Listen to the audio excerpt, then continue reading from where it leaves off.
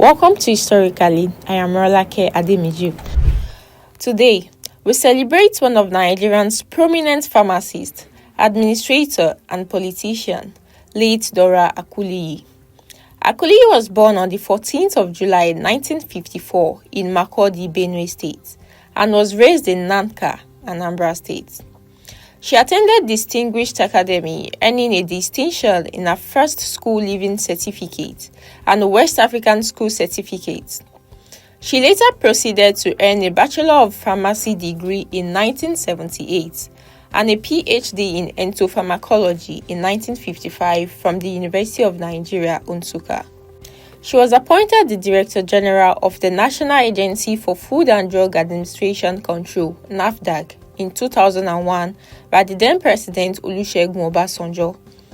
Akunyili had a special motivation for attacking the country's counterfeit drug problem, and this is because in 1988 she had watched her 21-year-old sister die after being given injections of fake insulin as part of regular diabetes treatment. At the time of her appointment to the NAFDAC, Akunyili was confronted with health system riddled with corruption. NAFDAC had a qualified but poorly trained staff, overwhelmed with the enormous task of regulating food and drugs in Nigeria.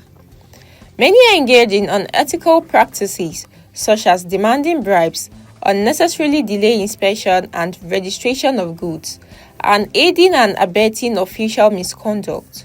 Local manufacturing facilities were not strictly monitored. Some utilized poor manufacturing practices that resulted in the production of poor quality or contaminated products. Akunyili also encountered ill-equipped or obsolete laboratories and offices. This result of all this corruption, mismanagement, and neglect was the National Health Administration that could not ensure the safety of the people it was meant to protect.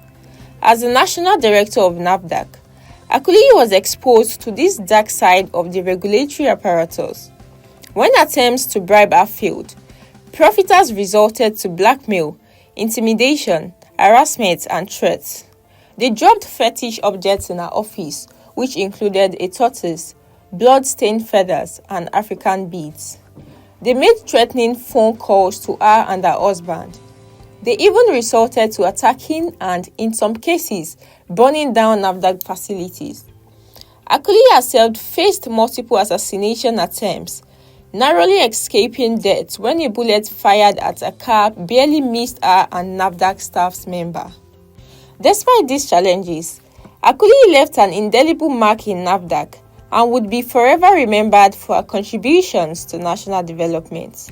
She met a chaotic drug distribution sector and revitalized it. She fought against corruption and bribery despite threats and assassination attempts. She promoted professionalism, excellence, and cultural heritage as the Director General of NAFDAC. As a result of these reforms, she was responsible for saving countless lives. In 2008, Akunyili was appointed Minister of Information and Communications. She resigned her appointment as the minister on the 16th of December 2010 after 2 years of service to run for office as senator representing Anambra Central in the National Assembly. In 2012, a book titled The War Against Counterfeit Medicine, My Story, was published. Akunyili demonstrated that a black woman, could lead exceptionally where most men had woefully failed. Despite operating within a highly patriarchal society, Akunyili's performance has proven that black women should not be taken for granted when it comes to handling the mantle of leadership, and that national development is not tied to a leader's gender, but rather their skills, knowledge, wisdom, and courage. Akunyili died at a specialist cancer hospital in India on the 7th of June 2014. After a 2-year battle with uterine cancer.